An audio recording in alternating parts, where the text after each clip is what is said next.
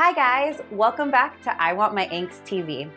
This is Carly, and today we'll be reviewing the Netflix original movie, The Kissing Booth 3. Let's go!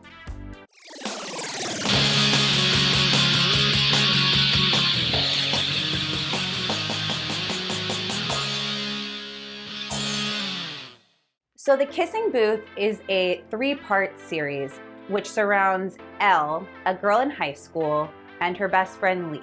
Throwing into the mix is Lee's older brother Noah, who Elle has had a crush on her entire life. From there, a love triangle / not triangle happens, kind of blurring the lines between friendship and romance.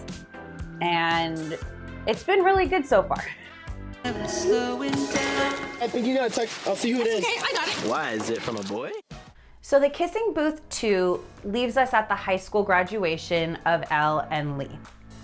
At this point, she's with Noah, but she has one of the biggest decisions of her life to make. Where's she gonna go to college? Is she going to go to Harvard with Noah? Or is she gonna go to Berkeley with Lee? What is she going to do? Well, we have Kissing Booth 3 to give us those answers.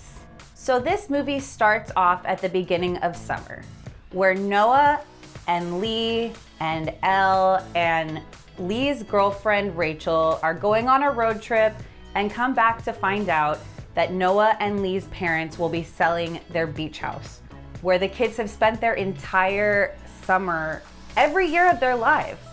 They're devastated. But don't worry, these are teenagers. They've thought of a wonderful scheme. They will spend the entire summer in the beach house in order to say goodbye and have an epic last summer before they're off to college. While cleaning out the house, Elle and Lee find their beach bucket list, which they were supposed to complete before they went off to college. Had they started? No. Will they try to get everything done this summer? Yes. But if you thought that this was gonna just be a summer-filled love fest, it's not. You still get the hookups, breakups, makeups, fighting, family issues, and all of the other storylines that we've watched and loved about The Kissing Booth. So because this movie threesome is wrapping up, we need to see all of our characters from the past 2 movies. And don't worry, they're here. You don't need to get mad at the directors. We've got Marco. We've got the 3 mean girls that never remember Elle's name. Molly Ringwald, our favorite teen rom-com star. Chloe, we've got the world famous DDM machine. They're all here. It's okay, they're tying it up. We get our nice neat bow of characters. So while I would say that a lot of the characters are just there for comic relief, watch out for Marco and the DDM machine. They're coming to get you. So what I really enjoyed about The Kissing Booth 3 was how well it navigated the balancing act that you go through when you need to choose between friendship and love. Additionally, Elle is fighting so hard to figure out who she is during this movie that it just inspired me and reminded me a lot about how I was feeling at 18. I also really like the storyline that she has with her dad in this movie. Her mother has been passed for 6 years and her dad is starting to date again. And it's really interesting to see the dynamic between Elle and her father as they navigate that uncharted water. Maybe your choices have more to do with what other people want. Maybe it's time that you think about what you want. The other thing I liked is it is just a stereotypical teenage rom-com, but done in such a good way that it just kind of mashes everything that you love about every romantic comedy you've ever seen. But we'll just put it all together and make it into, a one-pot-fits-all type of movie, which I think is great. And because there are so many different storylines and different types of drama that are going on during this movie, I was left guessing until the final minutes. You know, you think halfway through, oh, okay, this could be a complete movie, but no, there's more. Oh, this could be a complete movie. No, there's more. But on the negative side, this movie clocks in at about 2 hours. It's really long, and it quite possibly has 12 different endings. So just be prepared, get a giant bag of popcorn because you need to stay in it for the long haul. So something else that's kind of unfortunate about this movie is the chemistry between Noah and Elle. They broke the rule. Don't date until the movie series is over. You can tell they are broken up.